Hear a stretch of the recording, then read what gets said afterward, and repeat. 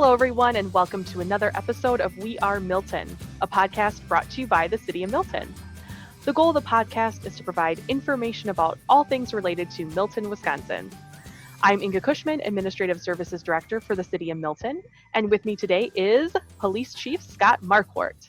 Hello, everybody. Thanks for joining us today. You betcha. So the topic for today is going to be 4th of July and safety.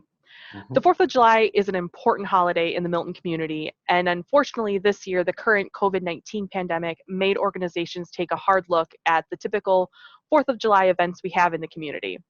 Some events like the 4th of July fireworks and beer tent typically at Shilbrook Park are canceled, while others look a little different this year, like the virtual Milton Optimist Club run and the 4th of July community parade. Many of our community members are also still planning to have their typical family gatherings. In preparation for the festivities this weekend, we're going to give you, like I said, a couple things to consider this 4th of July to keep you and your family members safe. So the first topic we're going to be looking at are just those gatherings that we typically have with our family, and just some things to consider as you're planning those events and preparing for those events. So Scott, do you want to talk a little bit about what the Rock County guidance is? Sure. So one of my roles at the City of Milton is the emergency manager. And so I was deeply involved in the response to the COVID situation, and it's a little bit outside of the policing realm, but we think it's still important that we share some of this information with you from this in this forum, along with the other safety issues, because COVID is still here. People are still getting sick. Rock County has done very, very well. I think we listened very well to the stay-at-home orders, and we were able to do a lot to help lower the incidence here in Rock County, but it's not over. And each day we're hearing about others who have picked up infections, and people are still getting hospitalized in our county. So we wanted to make sure that y'all thought about this too as part of your 4th of July get-togethers.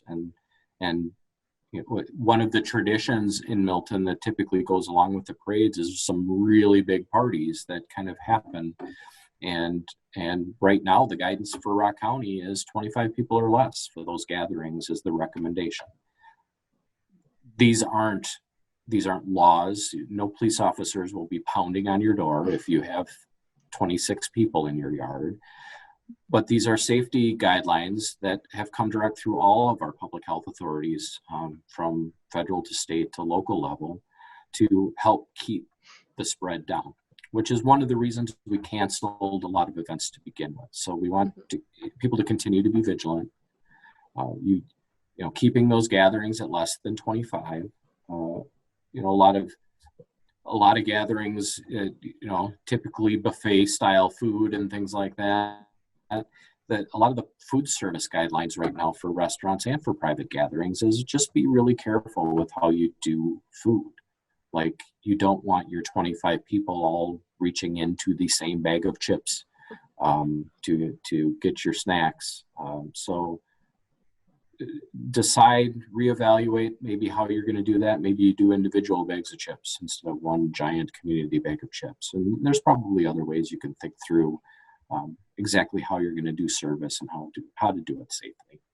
Yeah, and just, making sure that you're cleaning maybe a little bit more frequently around those highly touched surfaces, countertops, those kinds of things. Maybe doing an extra cleaning of the bathroom in the middle of the party. Trying to keep people outside instead of inside. Stuff like that. Just trying to think a little bit more about how you're hosting those gatherings and things that you can do to try and keep those people, again, as safe as possible. And there's lots of opinions right now, as everybody knows, about masks. But it's becoming a national conversation as well. Statistically, there's a lot of science that says masks will at least help. Mm-hmm. So maybe when you're inside and you're 2 feet away from people, getting your drinks and getting your food, flip that mask up and then get back outside. And as long as you're 6 feet away from each other, you can take it off. Mm-hmm. So think about doing things like that too. And we'll continue to do as best as we can to keep COVID out of the community and keep each other safe. Definitely. And the CDC, the Centers for Disease Control and Prevention, they have a lot of really great resources and information to help get you thinking about how you might alter some different things with your gatherings this weekend. Excellent. Okay. Any other things that we think we should cover with that? No, I think that's pretty good.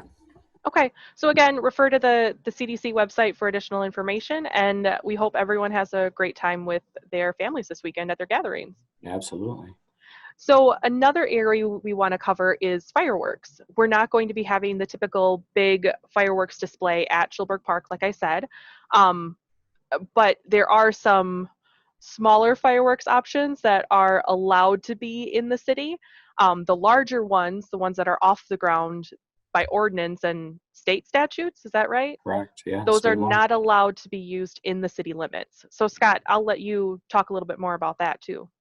So this is fireworks compliance has been a theme every single 4th of July in the quarter century that I've worked so far. So this state law in the state of Wisconsin says that the phrase I usually use is, if it goes up or it blows up, it is not legal by statute to use unless you have a permit. So for many, many years, sales of fireworks were restricted to those things that you could have. So things like sparklers or cap that goes in cap guns, or the little snappers that have a little powder in it and you throw it down and it pops. Spark fountains are legal and have been. Toy snakes, all those sorts of things that stay on the ground and don't launch anything to the air. Those have always been legal. Within the last, I couldn't even tell you how many years, but there was a change in the sales practices in Wisconsin that allowed fireworks companies to sell virtually all types of fireworks, including the ones that are illegal in the state of Wisconsin without a permit. And so you can go to any fireworks stand in our area and buy fireworks right now that aren't legal.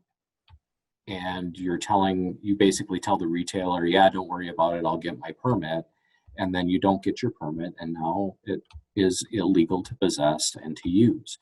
So this is something that we've dealt with for years. We don't take a hard line, let's put a bunch of people on duty and arrest everybody for fireworks. That's not what our goal is. That's not how we run the department at all.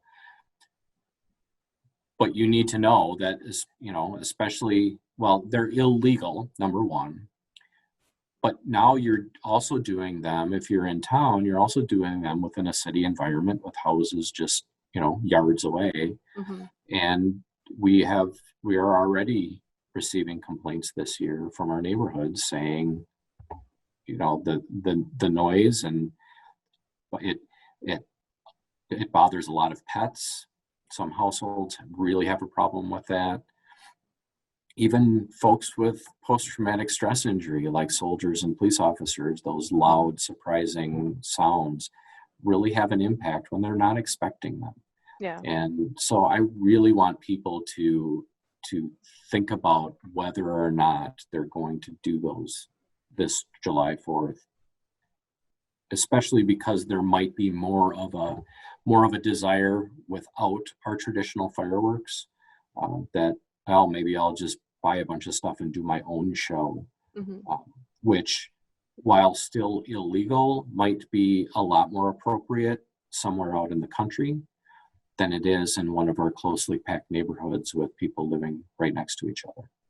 So I just really want people to think about that and try to think about others before they decide to do a big show. Mm-hmm. And doing a little show at the end of your driveway, like I do with my two kids with, the legal stuff, is still a fun show. The kids still enjoy it. And we're able to not be shooting things over the tops of our neighbors' houses that way. Yeah, just trying to be a considerate, a good neighbor this year. And we have already gotten complaints this year about fireworks. We will get a number of them on July 4th. Because of the cancellation of a lot of the activities, we aren't going to have a bunch of extra officers. So that's another piece of this, that if we get a fireworks complaint, it might be a long time before we get to that. And we might not even get to all of them if there's a lot of them, and especially if we're dealing with other things. And so it's gonna continue to be a busy day for us, and need the community to help kind of keep a lid on things for us too. Yeah. Anything else related to fireworks that you think the community should know? I don't think so. I always happy to have questions. So, if you do have a question about an aspect that I haven't talked about or want some more clarification, just let me know and we can talk through it. Yeah, and to my knowledge, there has not been a permit issued in the city of Milton for fireworks at this time. And that permit, if I'm not mistaken, is issued by the mayor and the fire chief. So, yep. Yeah, I typically have to weigh in on those permits as well. And we did get one request, somebody trying to do it the right way. And they really felt like this is something that they can do, and reached out to us and asked. And there's a lot of insurance required, which typically gets people to step back from this before we issue a permit. And there's just a lot of safety concerns, again, when you're doing it in a backyard, as opposed to Schoberg, where you have large safety zones set up ahead of time, and a safety plan, and people that are professionals and do these things for a living. So that we intentionally decided not to issue that permit, and it's just not a good idea for us in this community to do that. Yeah, makes sense. So the other event that's going to be looking a little bit different this year is the parade. We're not having the typical go down Madison Avenue parade. It's a community parade. So the focus is going to be on businesses and homes that have signed up to decorate, and then people can drive around the community and view those, and then they can also vote for their favorite. And then the top 3 homes, the top 3 businesses, they are going to be awarded first, second, and third place prizes. And that's all being coordinated by Derek Hensey. He's the 4th of July parade coordinator. And in addition to that aspect, there's also an established parade loop that people who are typical parade entrants can drive that parade loop. But it's not a typical parade. There's not going to be walkers throwing candy or performances or anything like that. It's going to be just driving that parade loop, and everyone does need to obey the regular rules of the road, because none of the roads are going to be closed, and it's not going to be monitored like a typical parade. Did you have anything to add to that? Just that these are great attempts to do something rather than nothing to help celebrate the day. And I think Milton does have a great spirit on that day. We have lots of traditions that have just gone away, and I honor and respect those that really just don't want to do nothing that day and figure out something. And so these alternative events, we spent a lot of time talking about it, and one of the things that I've talked about is how it's not a parade. Because when you think parade, you think roads closed, detours set up, everybody's sitting along the side, including in streets that are closed, and the parade goes by at however many low miles per hour. That's not what this event is. This, again, like you said, it allows people to drive around the city. Maybe they wanted to enter their work truck with their business displayed on the side, and drive that in the parade and wave at people. They can still do that, and that's what these loops are established to do. But we aren't closing any roads, and we aren't having any cops out directing traffic. It's going to be like driving around today, and you still need to obey the speed limit, still need to stop at stop signs. You can't get out of your car and squirt guns at people sitting along the sides today, and you can't do that on Saturday either. So just be aware of that. And again, not to throw a wet blanket on the celebration. I try not to be the fun police, but these are safety issues. And even a regular parade day has safety challenges that we try really hard to mitigate. And now, without having roads closed, because we couldn't, we had to cancel the parade in order to comply and to protect the community from COVID. And it's the same reason we're not closing roads, because if we closed roads, that would just encourage people to gather. And we felt pretty strongly that that wasn't something we should do. So pay attention, be safe. That's what we're looking for. And I know I'm really excited to see the different businesses and homes that have decided to decorate for the 4th of July and see some of their creativity. The theme is the heart of Milton. So I'm really excited to see what people come up with for their decorations. Absolutely. Yeah, it should be fun. Yeah, I think so too. So there's additional information available on our website about the different rules of the road for people to obey by when they're in that parade loop. So take a look at that. That's available there as well. So just quick, there are a couple other events taking place in the community this weekend. So like I said, there is the virtual Milton Optimist Club run, and they are still looking for entrants. So you can go to their Facebook page and find out more information about that event as well. It's virtual, so it's not a regular run like they typically have. I think it's that you can pick a route and run on your own and then report your time. But again, go to their website or their Facebook page and you'll find more information there. And they were, just quickly, they were really concerned about canceling this event because that entry fee always goes towards scholarships. And even though there's not a formal run and there's no t-shirt this year, I really encourage people to still participate and still help fund that excellent program that will enable Optimists to give out those scholarships again next year. Definitely, good point. The other event that is taking place this weekend is the Veterans Park Pavilion dedication ceremony, and that's going to be on July 5th. That is going to be a Veterans Memorial ceremony first, starting at 8:30, and then at about 9:15 they'll move into the dedication ceremony for the pavilion. So if you are interested in coming, you're more than welcome to attend. We are encouraging the use of face masks just to keep everyone there safe, and physical distancing as well, 6 feet. Again, just trying to keep everyone there as safe as possible and still have the event take place. And in addition to that piece of the event, the American Legion is going to be hosting a fundraiser lunch for their post as well.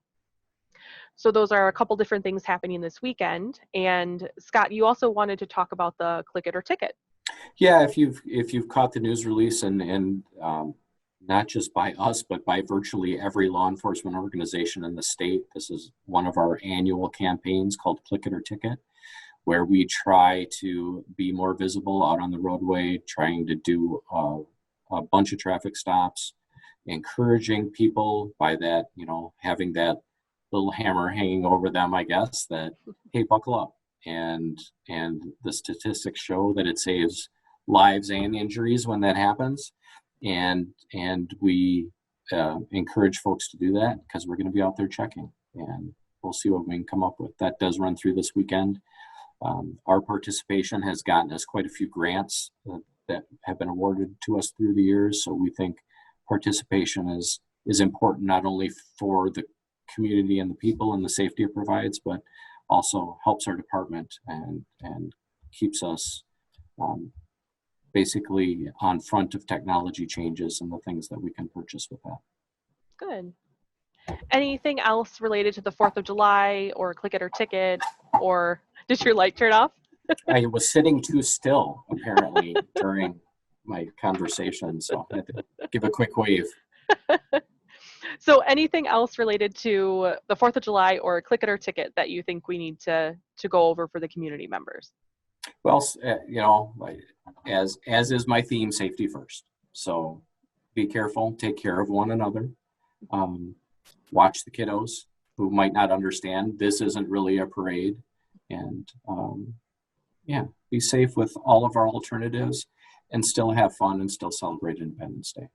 Yeah, and again, take a look at the CDC website for just some things to consider as you're getting ready for the weekend. Okay. Excellent. Well, thank you everyone for listening to this episode of We Are Milton. Our podcast is available on Google Podcasts, Apple Podcasts, Spotify, SoundCloud, Facebook, and I post a video version on our YouTube channel as well. So until next time, we are Milton.